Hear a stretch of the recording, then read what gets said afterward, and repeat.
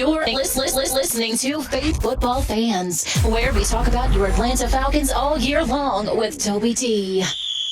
Yo, what's up, Falcons fam? It's your boy Toby D, and you have tuned in to my Christian audio podcast, Faith Football Fans. Falcons fam, you had to excuse my voice because it's gone kind of from all the yelling I was doing while I was celebrating my team and what they were doing at first against the New England Patriots. Yes, we all witnessed what happened, and the Falcons ultimately came away with nothing. But they should still have pride at this point, such as you as the Falcons fan. Now, I can't tell you not to be sad. I can't tell you not to be angry. I can't tell you not to post blame on all that you feel that was part of this collapse that the Falcons had in this Super Bowl 51 game. But what I can tell you is, from my side of things that I can control, if you're looking for me to exemplify any of those things that I named for you, then I can't help you, because this is not that show. I'm very proud of my team, and I think a lot of people are missing the big picture. And that big picture is, do you not all realize what happened to this city? This city was more electrifying and energized than I've ever seen. And I've been a Falcons fan a long time. Thank God I'm 39 years old, Lord willing, going on 40 in March. And I've never seen it like this before. It didn't matter what religion you were. It didn't matter what race you were. It didn't matter who you voted for as president back in November. We all came together. You know what that meant to me and what that showed me? That there was belief beyond any measure that we could comprehend in the city of Atlanta, and even outside of the city of Atlanta. And I refuse to lose sight of that despite the outcome of that game. Now, some of y'all, it's just like a relationship. When you've had certain people that have hurt you, and the next person that you get, you kind of hold back a little bit because you fear that that person is going to do the same thing to you that has happened in the past. And some of you all that I'm hearing right now, that is sad as you are, sound like that relationship.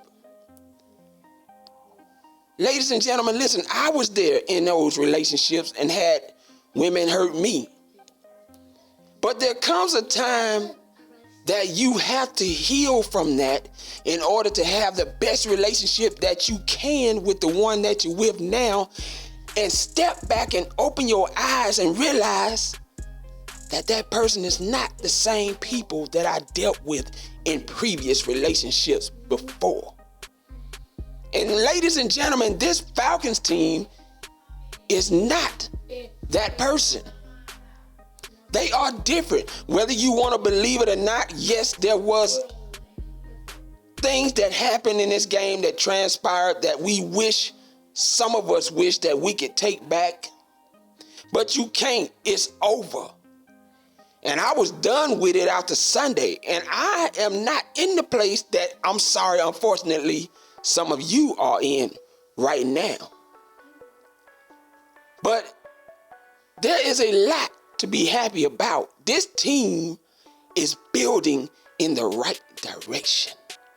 Now, I know some of you can't take hearing the talk that you're hearing that the Falcons will now be going down in NFL history to allow the most epic 25-point lead collapse in a Super Bowl. And that Matt Ryan should not win the MVP because he didn't win the game. Or that this defense was exactly what we thought this defense would be. Ladies and gentlemen, answer me this. How many of you actually had the Falcons going to a Super Bowl? As a matter of fact, how many of you actually thought the Falcons was going to win more than 5 games and actually agreed to what some of the experts, so-called experts, were saying? When you looked at how tough this schedule was, I had them going 10-6, 11-5, which they did. I had them at least winning one playoff game under Dan Quinn, which they did, and they doubled it. But I didn't see them going to a Super Bowl this soon. I told somebody last year when Dan Quinn got hired, because of the new stadium coming, that I was giving him 3 years to do something with this team. Dan Quinn said, I'm going to do you one better. I'm going to be ahead of schedule, according to your plan. Not that he knew what my plan was. And I'm going to do it in 2. Ladies and gentlemen, to me, crying is for those that don't believe that the Falcons can go back. And now we sitting here and we got people banking on us to have a Super Bowl hangover so that they can win the division. I don't see it happening. Not with the coach I got, not with the quarterback I got. And I'm feeling like the coach and the quarterback right now. We will bounce back. Now, if you think this is going to be another 18-year stretch, then go ahead and cry, my friend, but I can't join you in your crying party because I don't feel that way.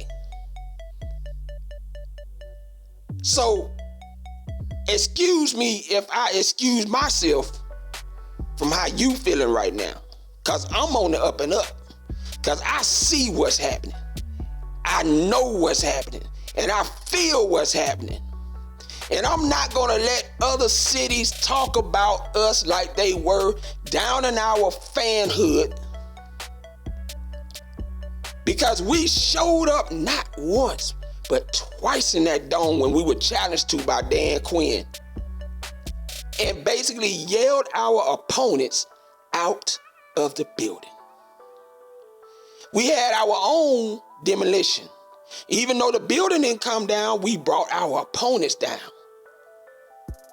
And yes, unfortunately, although we were unable to move all of that over into Houston because many of us could not afford the tickets to go there, we still made our energy and our presence felt. When is the last time you ever heard this city get behind in a pep rally, some buses, and the guys is not even getting off the bus? They're just waving at us. But we're out there in the cold, 20,000 plus strong supporting. If I were you, I would be getting caught up in all of this that you're hearing right now because you're missing the bigger picture.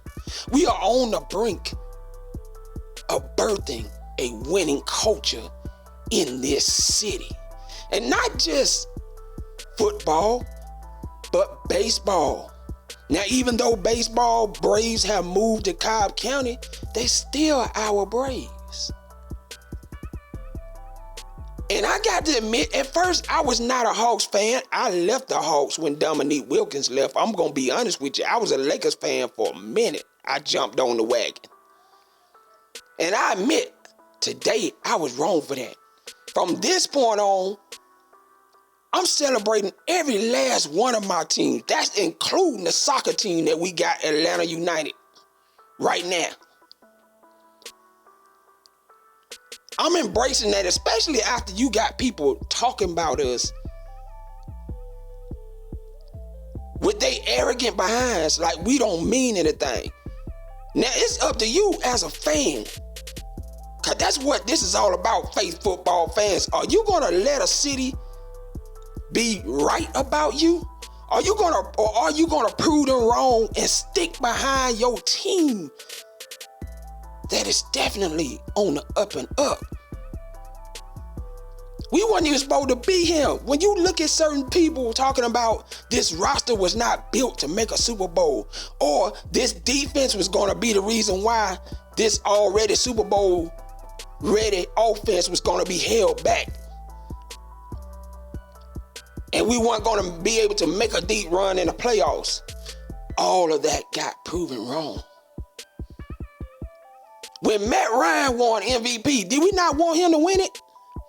I I saw a lot of you on Twitter talking about if Matt Ryan don't win MVP, he would be robbed and y'all would be upset.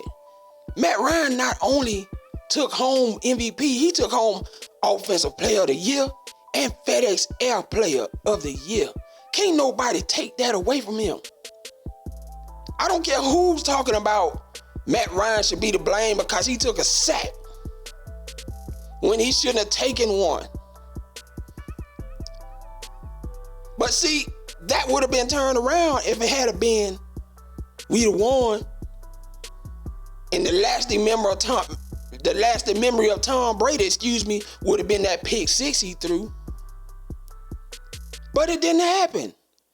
That still don't mean I'm not going to celebrate my team, because I believe they're going to be back. And that's why I'm not in that crying sad mode. And that's why I can sleep at night. So I'm good with how I'm feeling. I can't make you get where I'm at. And you can't judge me saying I'm not a fan if I don't feel like you do. Because I'm not in that old relationship anymore. I see a newness with this team. And despite them winning the Super Bowl or not, they are even more hungrier than ever to get back. Just like Dan Quinn said after the game, we're just getting started, y'all. And the fact that we made the Super Bowl as early as we did is a great sign for us. Because that means we still have a young group of guys that we can keep together and build to make more playoff and Super Bowl runs. Because we have the funds to be able to do it, or have already covered those young guys financially until that big payday to help us get back to another one. So I'm looking forward to the 2017 season. You got time to heal if you want to, but I'm already done with it.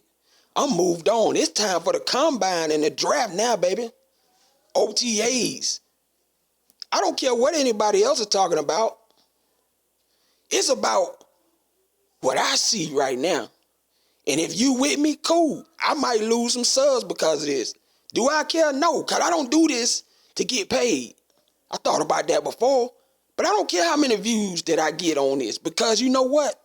I do this for fun because I love to talk about my Falcons. That's why I do it. Now, that's all I got to really say on that.